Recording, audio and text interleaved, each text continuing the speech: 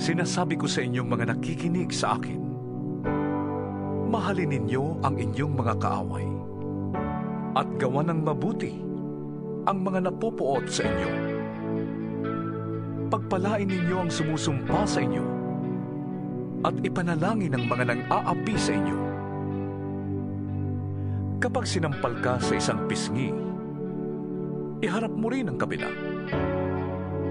Kapag inagaw ang iyong balabal, huwag mong ipagkait ang iyong baro. Bigyan mo ang bawat nanghihingi sa iyo. At kung may kumuha ng iyong ari-arian, huwag mo nang bawiin pa ang mga iyon. Gawin ninyo sa iba ang ibig ninyong gawin nila sa inyo.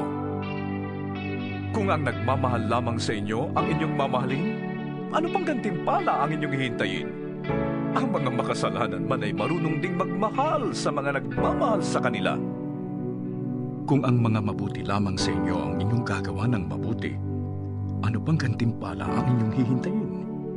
Kahit ang masasamang tao ay gumagawa rin yan. At kung ang makakabayad lamang ang inyong pauutangin, ano pang gantimpala ang iyong hihintayin?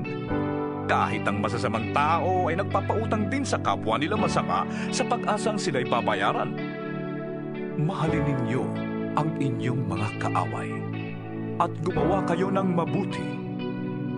Magpautang kayo nang hindi umaasang kayo'y babayaran. Sa gayon, malaking gantimpala ang tatamuhin ninyo at kayo'y magiging mga anak ng kataas-taasang Diyos, sapagkat siya'y mabuti kahit sa masasama at sa mga hindi marunong tumanaw ng utang na loob. Maging mahabaking kayo na gaya ng inyong ama. Huwag kayong humatol at hindi kayo hahatulan. Huwag kayong magparusa at hindi kayo parurusahan ng Diyos. Patawarin ninyo ang inyong kapwa at kayo patatawarin din ng Diyos. Magbigay kayo at kayo bibigyan ng Diyos. Hustong takal, siksik, liglig at umaapaw pa ang ibibigay sa inyo. Sapagkat ang panukat na ginagamit ninyo sa iba ay siya ring gagamitin ng Diyos sa inyo. Maaari kayang mag-akay ang bulag ng kapwa bulag.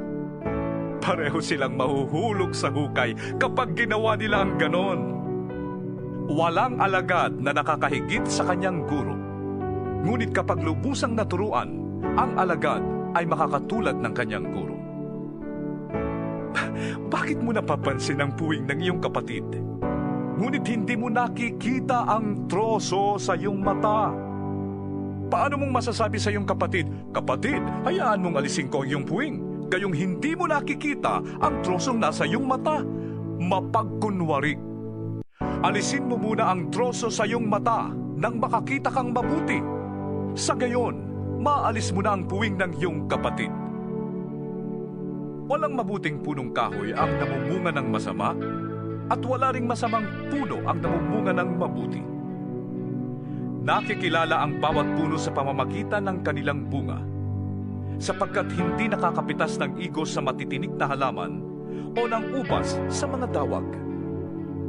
Ang mabuting tao ay naglalabas ng mabuti mula sa kanyang pusong sagana sa kabutihan, samantalang ang masamang tao naman ay naglalabas ng masama mula sa kanyang pusong tigib ng kasamaan.